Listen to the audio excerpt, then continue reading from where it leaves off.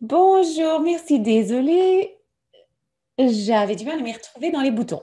Alors, bonjour et bienvenue à ce tout premier caucus essentiel ensemble, aider le personnel à réintégrer les partenaires de soins essentiels en toute sécurité. Veuillez noter que cette séance est enregistrée. Je suis Carole Fantott, directrice partenariat et participation des patients à Excellence en Santé Canada ou ESC, et je suis heureuse d'animer la séance d'aujourd'hui. Nous sommes également très heureux de pouvoir offrir un service d'interprétation simultanée. Si vous souhaitez entendre l'interprétation en français, veuillez choisir Français au bas de votre écran. Ces caucus sont une occasion pour nous d'entendre et d'apprendre d'autres personnes qui travaillent à la réintégration sécuritaire des partenaires de soins essentiels. Ceux qui travaillent dans d'autres milieux que les vôtres, par exemple, et qui ont peut-être des points de vue différents d'après leur rôle. Par ailleurs, il s'agit d'une occasion de partager ce que vous avez vécu, mis au point, mis en œuvre dans ce contexte. Et nous espérons pouvoir créer un espace sûr où tout le monde se sente en mesure de partager. Nous vous invitons à vous servir de l'anglais ou du français pour partager vos questions, vos observations dans la boîte de dialogue tout au long du webinaire d'aujourd'hui. Alors, j'aimerais commencer par reconnaître que nous nous réunissons sur des territoires habités par les peuples autochtones depuis la nuit des temps. En particulier, nous reconnaissons que nous diffusons ce webinaire depuis Ottawa, qui est le territoire traditionnel et non cédé de la nation algonquine. Nous reconnaissons et apprécions profondément leur lien historique avec cet endroit, ainsi que l'occasion qui nous est donnée de nous y réunir aujourd'hui. Si ce n'est pas encore fait, nous vous encourageons à réagir aux deux questions de sondage au bas de l'écran. Veuillez faire défiler pour trouver la deuxième question qui se trouve en anglais et en français et cliquez Envoyer pour que vos réponses nous parviennent. Tandis que je présente notre conférencière invitée, je vous demande aussi de prendre un instant pour vous présenter dans la boîte de clavardage. Nous sommes donc aujourd'hui accompagnés de Jennifer Cornell, qui est directrice des soins de longue durée au comté de Grey, en Ontario, responsable de 3 établissements de soins de longue durée. Il s'agit d'une dirigeante reconnue qui compte plus de 20 ans d'expérience dans des rôles de direction. Elle se concentre sur la qualité des soins et les initiatives de service ainsi que la croissance des équipes. Elle a exploité la philosophie Color It Your Way dans le comté de Grey et elle a engagé 316 résidents et plus de 500 membres de l'équipe dans une approche de soins centrée sur les résidents. La passion de Jennifer visant à créer un programme qui répondrait aux préoccupations liées à l'isolement social en période de pandémie est devenue une mission pour elle. Grâce à ce travail de collaboration, Jennifer a dirigé les communautés de soins du comté de Grey dans le développement d'un programme de partenaires de soins désignés. Nous sommes également accompagnés de nos excellentes productrices Gina Peck, Sheena Powell et Kelly Ripley qui travaillent dans les coulisses aujourd'hui.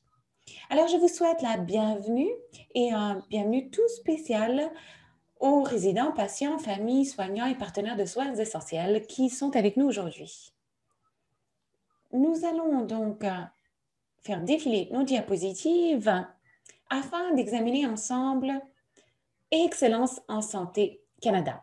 Nous sommes un organisme tout récemment fusionné qui a réuni l'Institut canadien pour la sécurité des patients et la Fondation canadienne pour l'amélioration des services de santé et nous nous concentrons sans arrêt sur l'amélioration des soins et des services de santé pour toute la population du Canada.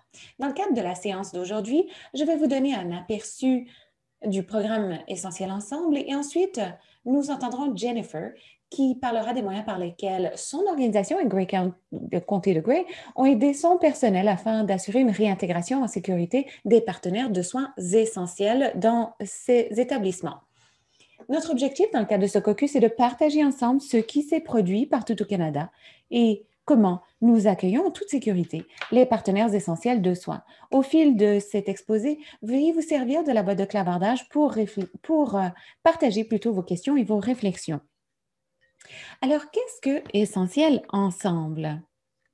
Eh bien, il s'agit d'un programme qui a été mis au point pour assurer la réintégration sécuritaire des partenaires de soins essentiels dans les établissements de soins pendant cette période de pandémie et au-delà. Le programme se concentre sur 3 publics cibles: les responsables des politiques, ceux qui les mettent en œuvre et ceux qui sont visés par ces politiques.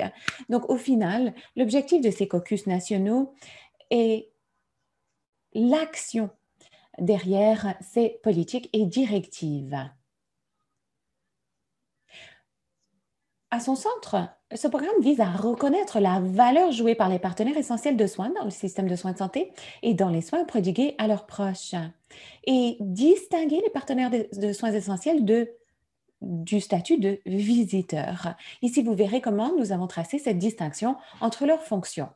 Fondamentalement, l'utilisation de partenaires de soins essentiels comme expression nous aide à reconnaître leur caractère essentiel, mais également à reconnaître que les expressions varient selon l'endroit où on se trouve. On parle de partenaires de soins désignés, de proches aidants essentiels ou même de visiteurs essentiels. Ce qu'il faut retenir d'un partenaire de soins essentiels, c'est qu'il est identifié, qu'il est désigné par le patient, le résident, ou il peut s'agir d'un membre de la famille ou d'un proche ou d'un autre proche aidant qui est perçu comme essentiel par le patient. Et cette personne offre des soutiens par divers moyens, c'est-à-dire soutien psychologique, affectif et physique. Ainsi, comment peut-on réintégrer les partenaires de soins essentiels en toute sécurité? Eh bien, nous avons organisé un laboratoire de politique l'été dernier qui réunissait toutes sortes de parties prenantes, décideurs de politique, ceux qui mettent en œuvre les politiques et ceux qui sont visés par ces politiques. Et ce que nous avons fait, et vous le verrez à la prochaine diapositive, nous avons créé un cheminement idéal pour le partenaire de soins essentiels tandis qu'il pénètre dans un établissement. Et c'est par l'entremise de ce cheminement que nous avons co-conçu les directives en matière de politique, des recommandations en matière de politique qui se concentrent sur 2 grands domaines, à savoir l'identification et la préparation des partenaires de soins essentiels et, par ailleurs, l'entrée dans l'établissement. Il y a 7 composants, comme vous le voyez à l'écran, de ces recommandations. Et d'ailleurs, Jennifer, aujourd'hui, parlera de former le personnel pour qu'ils comprennent le rôle des partenaires de soins essentiels. Dans les caucus à venir, nous nous concentrerons sur divers éléments de ces recommandations. À son centre, nous avons les 3 principes fondamentaux, c'est-à-dire reconnaître la valeur des proches aidants comme partenaires de soins essentiels, pouvoir distinguer ces partenaires de soins essentiels des visiteurs et par ailleurs, le fait que cela doit se comprendre à tous les niveaux, c'est-à-dire de l'élaboration des politiques, leur mise en œuvre et aussi les lignes directives qui les accompagnent. Comme programme, nous voulons que les organismes s'engagent à un appel à l'action visant à accueillir en toute sécurité les partenaires de soins essentiels. Il y a un outil essentiel ensemble qui vise à encourager les réflexions par rapport à ces 7 éléments pour aider les organismes. Et nous avons aussi des trousses d'apprentissage ainsi que des ressources et outils adaptés qui visent à vous aider dans tous les éléments des recommandations. Puis nous organisons des possibilités d'échange comme ces caucus afin de se réunir, afin de discuter des divers moyens et diverses stratégies utilisées de par le Canada pour garantir la réinsertion, la réintégration en toute sécurité des partenaires de soins essentiels. Nous offrons également de l'encadrement à ceux que ça intéresse. Nous offrons un soutien intensif pour vous aider à mettre en œuvre divers éléments de ces recommandations. Alors voilà pour le contexte du programme Essentiel Ensemble et ce à quoi vous attendre lors des caucus à venir. Et donc, je vais vite regarder les résultats du sondage. Merci à tous ceux qui ont participé. Alors, nous voyons des participants de divers milieux, établissements de soins de longue durée, hôpitaux, cliniques externes, et un grand nombre d'entre vous avez aussi identifié autre lorsqu'on vous a donné ce choix multiple. Alors, dites-nous de quoi il s'agit. Et il y a des organismes qui ont fait plus de progrès que d'autres le long de ce cheminement. Merci à tous. À présent, je vais céder la parole à Jennifer qui nous présentera le travail qui s'est produit dans le comté de Gray. À vous. Merci Carole, merci pour cette excellente introduction. Je suis très heureuse d'être ici pour partager notre récit et j'espère que vous tous, et d'ailleurs je vois des gens de partout au Canada, c'est très emballant, j'espère que vous trouverez ces propos intéressants et utiles. Comme Carole le disait, Gray County est dans une région rurale. Nous avons 3 établissements inscrits ici. Ils ont une taille variée et nous estimons que les soins doivent être axés sur le résident. Et notre promesse est de colorer les choses à votre façon. C'est notre promesse. Alors, en Ontario, le 13 mars, tous les visiteurs ont été interdits de visite en établissement de soins de longue durée. Il n'a pas fallu longtemps avant que ces changements aient un impact sur les résidents. Malheureusement, il a fallu des mois avant qu'on ne puisse mettre en œuvre des projets visant à aider les proches aidants au chevet du patient. Vous avez fait la même chose que nous. Nous avons vite organisé des rencontres virtuelles et par la fenêtre et le plus rapidement possible en été également des visites en personne. Malgré tout cela, les membres de l'équipe ont constaté des répercussions de l'isolement sur les résidents. Les résidents ne mangeaient plus aussi bien, perdaient du poids, étaient plus fatigués, léthargiques. Et dans certains cas, on constatait un déclin de leurs facultés et dans certains cas, un avancement de la maladie. On a voulu donc travailler très fort pour protéger les résidents de la COVID-19, mais au même moment, on constatait que ces stratégies avaient un impact sur le bien-être en général. Nous avons commencé à parler des moyens par lesquels on pourrait réintégrer ces visiteurs de manière sécurité. On a regardé autour de nous pour voir ce que faisaient d'autres personnes et on a vu le travail d'Hôtel-Dieu Grace à Windsor, qui a commencé un projet pilote avec 4 proches aidants. Et j'ai eu beaucoup de chance lorsque j'ai contacté Hôtel-Dieu. Hôtel-Dieu a accepté de nous rencontrer au moyen de Zoom, a répondu à toutes nos questions et a même partagé ses politiques et procédures avec nous. On s'est servi du programme d'Hôtel-Dieu Grace pour créer notre propre programme. On s'en est inspiré. Donc, avec cet excellent fondement à partir duquel démarrer, nous avons commencé à solliciter l'appui de notre personnel, de l'ensemble des parties prenantes. Nous avons communiqué avec tous les membres de l'équipe, de tous les services, pour veiller à ce que la direction médicale, les familles, les conseils de résidents soient consultés ainsi que les résidents eux-mêmes. Dès qu'on a eu une ébauche de politique, on a aussi regardé quelle était la situation de nos partenaires pour veiller à ce qu'ils nous appuient également. Nous voulions commencer la conversation avec le personnel dans le cadre de caucus quotidiens. Il y a un caucus tous les quarts de travail pour que l'équipe puisse se préparer à ce quart de travail. Dans ce contexte, on a parlé du rôle des partenaires de soins désignés ou PSD et le rôle du personnel. Les familles et les proches avaient toujours fait partie du tissu des établissements de soins de longue durée. C'était donc un moyen pour nous de reconnaître leur contribution, mais également de reconnaître les familles, les amis, à titre de membres de l'équipe de soins, une chose qu'on n'avait pas formellement faite en établissement de soins de longue durée. Nous avons ensuite créé un guide de discussion pour encourager les conversations lors de ces caucus. Nous avons commencé par les dirigeants de chacun des établissements. Nous avons discuté des moyens d'amorcer les conversations, le genre de questions à poser, ce qu'il fallait aborder afin de comprendre comment avancer. Les dirigeants ont donc utilisé ces questions lors des caucus et les ont posées. Il n'a pas fallu beaucoup de temps, 10-15 minutes, selon le jour et les préoccupations. Et donc, il était important pour nous de passer en revue toutes ces questions avec notre personnel. Une des questions les plus importantes de cette liste est: quelles sont vos préoccupations, vos inquiétudes? Quels sont les obstacles? Pourquoi êtes-vous inquiet?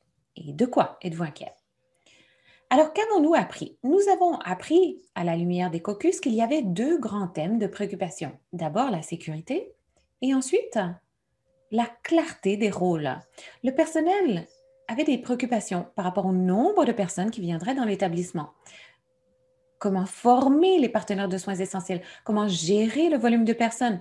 Comment suivre toutes les règles de santé publique, comme la distanciation sociale, le port de pays, l'hygiène des mains, toutes ces consignes jusqu'à également le dépistage. Et donc, quel serait l'impact sur le personnel et son travail? J'ai entendu des inquiétudes par rapport à l'utilisation de partenaires de soins pour changer les stratégies de recrutement, c'est-à-dire voulait-on se servir de ces partenaires de soins pour remplacer des membres du personnel? Il était important d'écouter ces préoccupations pour pouvoir y réagir convenablement. Il fallait entendre cette rétroaction et pouvoir offrir de l'information claire et transparente pour améliorer la compréhension du programme.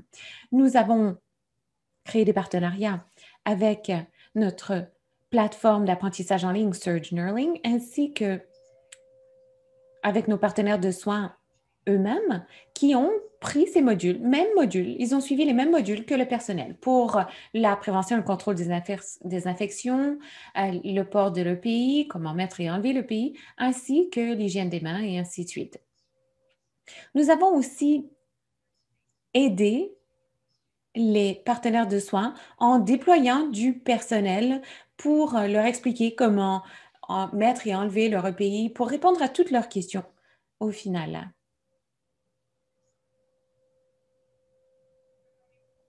S'agissant de la clarté des rôles, nous avons parlé de ce qui touchait le plus les résidents lorsque leurs proches étaient absents. Cela a rendu la tâche beaucoup plus facile pour le personnel, de sorte que le personnel a pu comprendre l'intérêt des partenaires de soins plutôt que de les voir comme une charge de travail accrue ou quelque chose qui pourrait avoir un impact négatif sur leur travail. Nous avons choisi un langage soigné. Nous voulions que l'on comprenne que les partenaires de soins étaient formés et qu'ils avaient un rôle important à jouer. On s'est donc servi de la rétroaction du personnel, des familles, des résidents pour mettre au point des outils, des ressources. Ils étaient inspirés du programme d'Hôtel Dieu Grace, mais aussi inspirés des réflexions que nous avions entendues autour de nous. Nous voulions être clairs. Les rôles et responsabilités des PSD sont clairement établis. Nous avons créé des affiches pour les PSD, pour le personnel et les résidents, et nous avons mis au point une définition des visiteurs et des exigences de dépistage pour que tout le monde soit au courant. Je me rappelle avoir dit à un moment donné, je ne me serais jamais imaginé que les visites pourraient devenir aussi compliquées et un élément aussi complexe de notre environnement.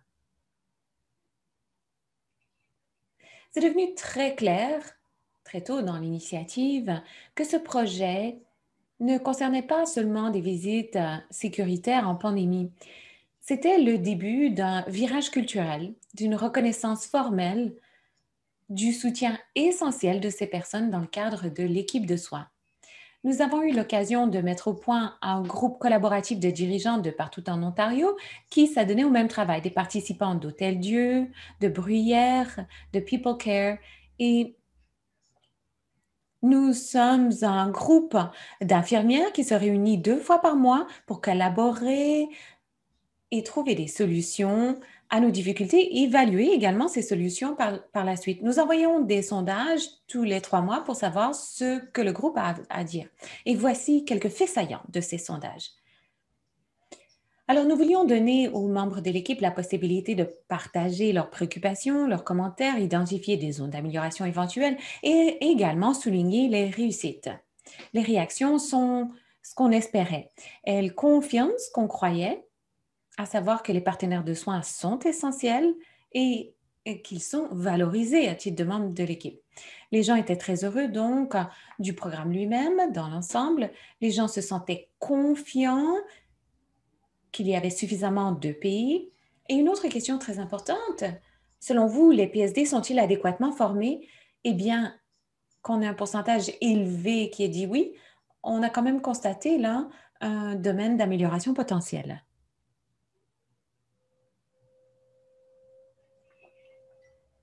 Les réactions anecdotiques des membres de l'équipe sont vraiment réconfortantes. Tandis que nous déployions ce projet pilote, au début c'était un projet pilote et ensuite on a eu des consignes sur les visites de la part de la province et donc c'est passé de projet pilote à programme très rapidement.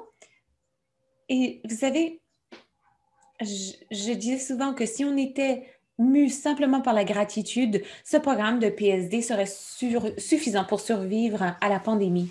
D'ailleurs, dans les sondages, on a constaté que les répondants trouvaient que le personnel voyait de visu comment les partenaires de soins essentiels, les PSD, avaient un impact sur la santé mentale, la cognition et les besoins des résidents. Avez-vous fait face à des difficultés dans l'intégration des PSD aux soins des résidents? C'est important pour savoir comment s'adapter à cette nouvelle réalité, quel soutien offrir en supplément.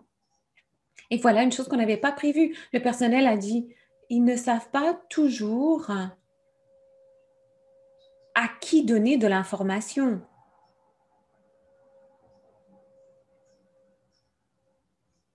Alors, il a fallu faire quelques ajustements parce qu'on ne savait pas toujours qui étaient les personnes mandataires. Et une autre observation, il y a certaines difficultés par rapport aux règles de visite et les interactions avec les résidents, la bonne utilisation de pays. Que faire lorsque les PSD ne suivent pas les règles?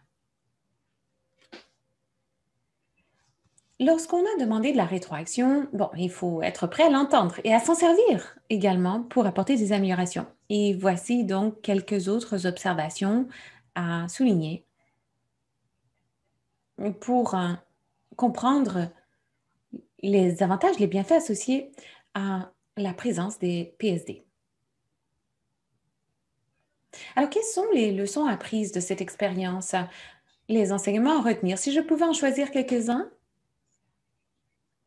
concernant la mobilisation du personnel, je dirais pour l'ensemble du groupe qu'il est très important d'avoir un champion, un responsable dans chaque site, quelqu'un qui puisse trouver des solutions à des problèmes, offrir un soutien au PSD, aux membres de l'équipe. Et on a aussi beaucoup tiré parti du travail de bénévoles. Nous avions une bénévole locale qui nous a dit qu'elle voulait vraiment nous aider à relever ce défi. À son avis, elle l'entendait dans les médias, il y avait quelque chose à faire.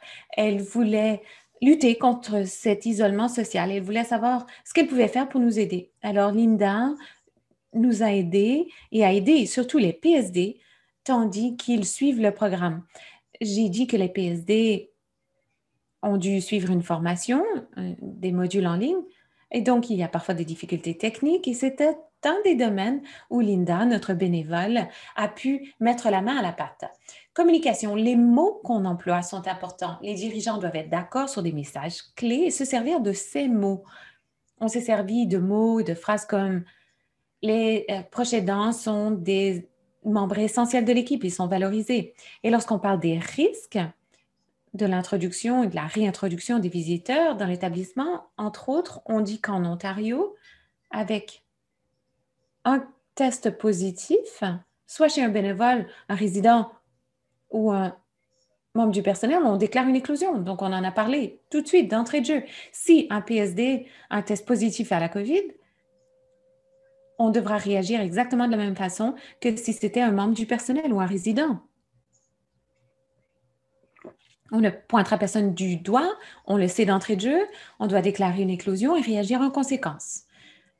Outil d'évaluation des risques, on a très tôt compris qu'il fallait trouver un moyen de traiter les demandes ponctuelles. Par exemple, je veux être PSD et je travaille ailleurs dans un autre foyer collectif. Alors, on a mis au point une méthode d'évaluation, de repérage des risques pour tâcher de les atténuer.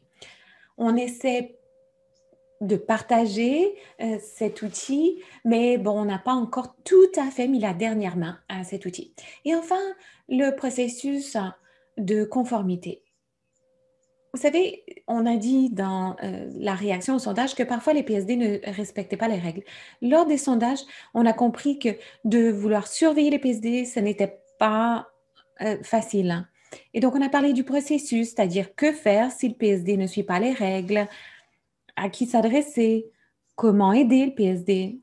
On a aussi parlé de cela avec le personnel. Moi, j'en ai parlé avec les PSD eux-mêmes lors d'une assemblée virtuelle, dans un esprit de transparence. Alors, comment les choses évoluent-elles? Eh bien, nous avons 318 partenaires de soins désignés actifs qui entrent et sortent en toute sécurité de l'établissement, pour les 3 établissements, s'entend. 190 d'entre eux ont suivi la formation en ligne et 128 ont fait leur formation au moyen du livret de cours.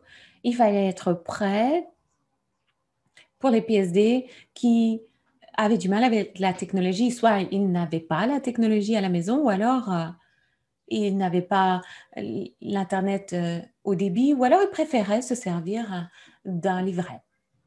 Une bonne partie, un bon pourcentage des PSD et des membres de l'équipe et des résidents ont été vaccinés.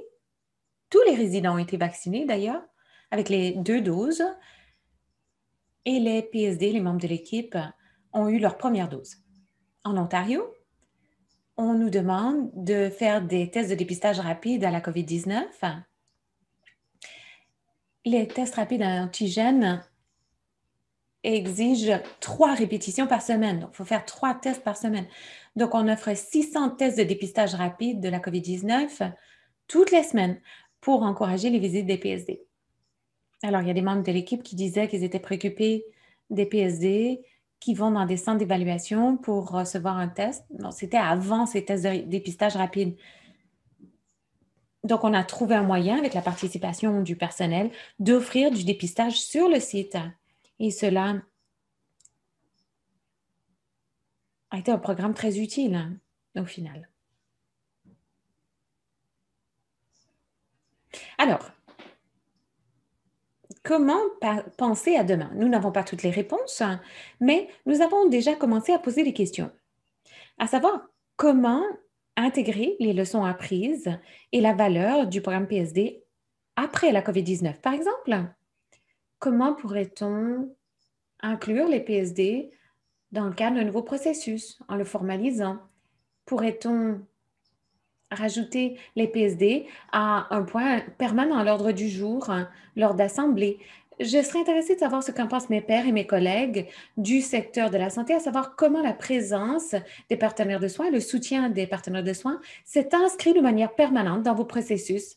Nous allons d'ailleurs demander au PSD, au personnel, de nous dire ce qu'ils en pensent, comment passer d'un programme qui encourage les visites sécuritaires à quelque chose qui fait partie intégrante de notre culture.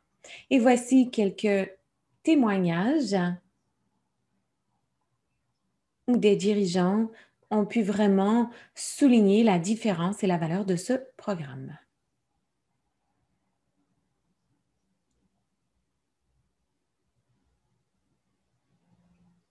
Voilà qui conclut mon exposé. Je serai heureuse de répondre à vos questions.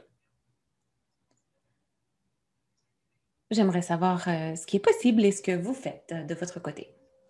C'était formidable. Merci, Jennifer. Et vraiment, franchement, c'était complet et très clair. Vous avez très bien présenté le travail que vous avez fait. Et c'est quelque chose que vous n'avez pas fait seul. Et on aime bien entendre parler de cela, c'est-à-dire comment vous avez fait appel non seulement à votre personnel, mais également aux partenaires de soins désignés pour créer cette moyen très exhaustive d'avancer. Alors, à ce stade, nous serions très heureux de répondre à vos questions. C'est une occasion d'y répondre et je vois déjà des questions nous parvenir dans la boîte de clavardage.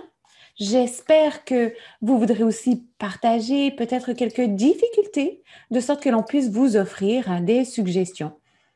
Jennifer, vous le disiez, elle a un réseau formidable de pairs qui la soutiennent, de collègues, et ça, c'est ce qu'on essaie de faire également dans le cadre de ces caucus.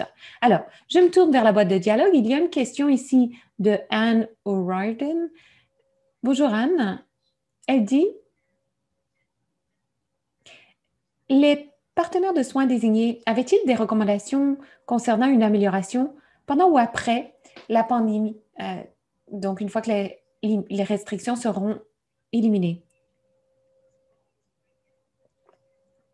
Eh bien, nous n'avons pas encore demandé au PSD de formuler des recommandations. Ce qu'on voudrait d'abord faire, c'est partager les résultats des sondages avec eux. Et d'ailleurs, nous sommes sur le point de nouveau de publier un sondage. Nous avons 89 nouveaux PSD depuis 4 mois. Et donc, ces PSD n'ont pas encore répondu à un sondage. S'agissant de leur rétroaction au fil de la mise en œuvre du programme, ce qui me vient à l'esprit, c'est que faire en cas d'exercice incendie? Alors, on fait des exercices incendie 3 fois par mois et il y avait un PSD un jour, lorsqu'on a fait un exercice, il ne savait pas quoi faire. Alors, on a beaucoup apprécié sa rétroaction et on a pu intégrer cette formation à la formation des PSD, formation de base des PSD. Donc, il y a un livret sur quoi faire lorsque vous entendez code rouge, que vous entendez l'alarme incendie, que faire lorsque vous entendez code blanc, ainsi de suite. C'est le genre de rétroaction qui était fort utile pour veiller à ce que tout le monde ait l'information dont il avait besoin. Merci, Jennifer. Alors, je reprends la boîte de clavardage de Jessica. Excellent exposé, très informatif. Merci de l'avoir partagé. Ça vient de Brockville, en Ontario. Hope nous demande, est-ce que les documents de formation sont disponibles pour le groupe? Ce serait une excellente ressource et excellent exposé aussi. Merci beaucoup. Absolument, nous serions heureux de partager nos ressources. Nous avons beaucoup tiré parti de l'expérience de nos pairs qui étaient prêts à partager leurs documents, à prendre le téléphone ou répondre à un appel Zoom pour répondre à nos questions. J'ai entendu parler du programme d'Hôtel Dieu sur Twitter, alors ne sous-estimez jamais la valeur du partage. C'est sur Twitter que j'ai écrit à l'Hôtel Dieu qui a ensuite accepté de faire cet appel Zoom avec nous. Merci Jennifer. Alors, je continue. J'ai une question ici de Sarah. Comment faites-vous le suivi des partenaires de soins désignés? Que faites-vous si quelqu'un ne respecte pas les règles en matière de pays, de distanciation physique, etc.? Eh bien, nous tâchons d'avoir une approche selon laquelle quiconque pénètre dans l'établissement, qu'il s'agisse d'un membre du personnel, d'un partenaire de soins désigné, d'un sous-traitant, que toutes ces personnes soient animées par une bonne volonté et qu'ils veuillent absolument éviter de transmettre la COVID. Donc, on commence par cela. C'est notre point de départ, c'est notre compréhension commune. On est tous là pour la bonne raison. Cela dit, parfois, certaines personnes ont du mal à respecter des règles pour toute une série de raisons. Donc, nous avons demandé au personnel simplement de parler avec la personne, d'offrir un soutien. Ah, vous savez, le masque doit être porté ainsi. Ah, votre écran doit être baissé. Et si ça ne fonctionnait pas, ils pouvaient s'adresser à leur superviseur. Et nous avons un processus qui nous permet d'avoir une rencontre, de discuter, et nous avons une lettre aussi.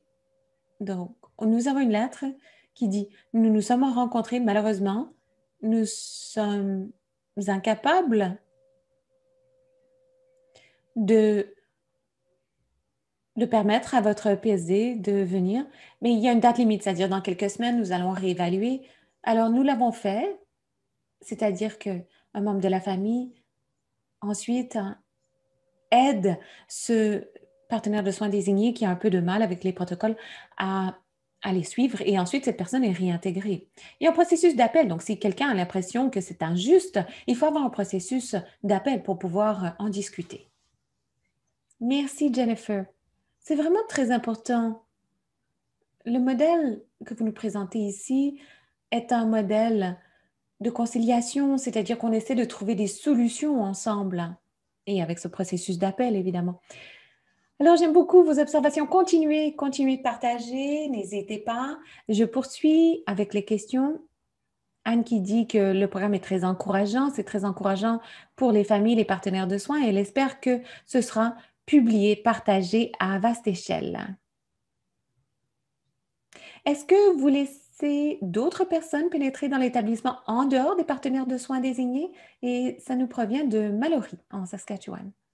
Alors, tous les résidents peuvent désigner 2 partenaires de soins essentiels. Alors, selon les circonstances, selon la journée, la semaine, par exemple en Ontario, on a le code couleur pour les restrictions de santé publique. Alors, si les restrictions sont plus élevées, c'est peut-être limité à un partenaire de soins désigné. Ou alors, si on est en éclosion présumée, on est réduit à un. Et même lorsqu'on est en éclosion, pour l'Ontario, l'éclosion, c'est un cas positif. Alors, nous avons eu beaucoup de chance. Nous n'avons pas eu d'éclosion au-delà d'une seule personne. Et donc, dans ces circonstances, les résidents pouvaient toujours avoir un partenaire de soins désigné. C'est facile de dire quels sont les faits saillants, les réussites, mais il y a des défis. Il y a des résidents qui ont 4, 5 enfants, de bons amis, un époux, une épouse, et choisir 2, c'est bien difficile. Tandis que nous célébrons le triste anniversaire de la pandémie, il y a des PSD qui nous ont dit, est-ce qu'on ne peut pas faire une rotation? À quoi est-ce que ça ressemblerait? Donc, on espère qu'on n'aura pas besoin de le faire car les protocoles de sécurité vont changer tandis que les gens seront vaccinés, mais c'est quand même quelque chose qu'on garde à l'esprit. Et je devrais aussi signaler que les visiteurs essentiels en Ontario sont définis comme, bon, le meilleur exemple, c'est pour le bien-être général ou des soins palliatifs. Alors, si on détermine qu'un patient est en état palliatif, je ne suis pas infirmière moi-même, mais bon, nous avons un protocole qui nous permet de donner aux familles et aux résidents du temps pour s'adapter, pour avoir l'occasion de se dire au revoir. Alors, dans ce cas-là, les familles sont admises sans suivre la formation de partenaires de soins désignés. Donc, c'est, si vous voulez, parce que la situation est plus urgente. Alors, ce sont les cas d'exception, si vous voulez. Merci.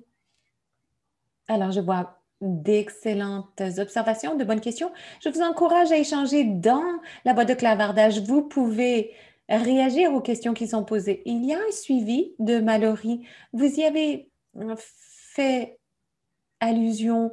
Maintenant que les vaccins sont déployés, vous avez parlé des tests de dépistage rapide. Qu'anticipez-vous? À quoi ressemblera la situation à l'avenir pour qu'on puisse accueillir de nouveau les partenaires de soins essentiels? C'est une question dont on discute beaucoup depuis quelques semaines, surtout qu'on se rapproche d'une complète vaccination parce que le personnel aura bientôt sa 2e dose et les partenaires de soins désignés également. Alors, nous espérons pouvoir détendre un peu ces restrictions dans l'établissement. Pour le moment, les résidents sont toujours avec une seule autre personne, la personne avec qui ils partagent leur chambre. Les activités sont groupées, donc en très petits groupes. Donc, on espère pouvoir un peu élargir les groupes, mais on essaie tout de même de songer aux visites générales. Qu'en est-il d'un ami, d'un cousin, d'un voisin qui voudrait vous rendre visite? Je ne sais pas encore à quoi ça ressemblera. Très tôt, je me suis tournée vers l'Alberta pour les visites extérieures. C'est de là que nous provenait une excellente information au printemps de l'année dernière pour essayer d'encourager les visites par divers moyens, mais sécuritaires. Alors, j'espère que au Canada, on fera un recensement des méthodes sécuritaires de visite. Merci. On a 3 autres questions. Il ne nous reste plus que quelques minutes. La personne qui est responsable du programme, est-ce que ça se rajoute à leur charge de travail et quelles sont ses responsabilités? Alors, dans nos établissements, ce sont les gestionnaires des relations avec la famille et des activités récréatives ainsi que des emménagements. Ça a été un rajout. Je suis moi formée en récréologie, donc je suis un peu biaisée. J'estime que le service de récréologie a sans doute eu le plus de changements dans son travail quotidien. Les activités ont complètement changé. Il fallait coordonner des visites en personne à l'extérieur, virtuelles et ainsi de suite. Alors, nous avons recruté des travailleurs de soutien d'urgence qu'on appelle également adjoints aux soins, préposés adjoints aux bénéficiaires. J'ai entendu toutes sortes de titres, auxiliaires aux patients. Enfin, nous avons rajouté ces personnes à l'équipe de récréologie pour s'acquitter d'une partie de ces fonctions, pour que notre personnel puisse un peu partager la tâche.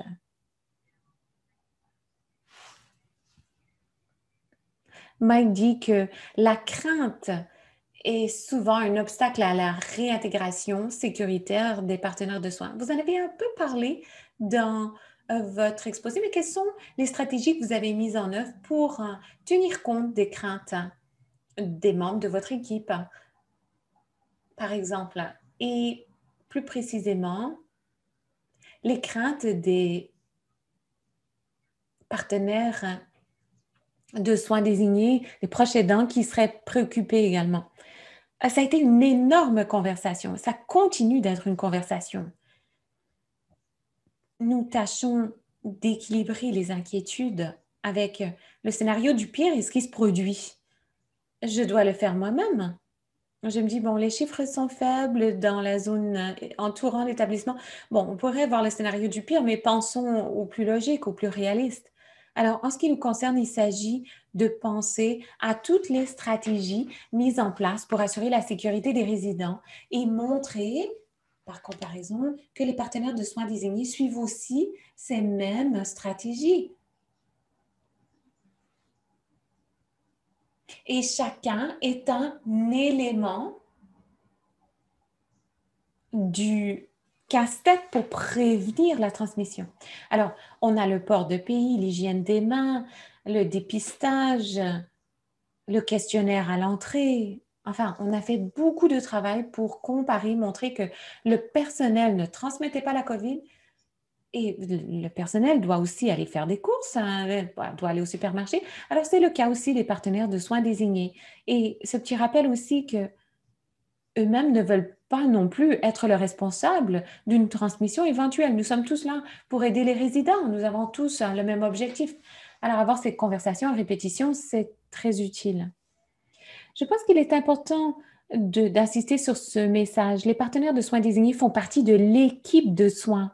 Donc, ils suivent les mêmes protocoles que le personnel.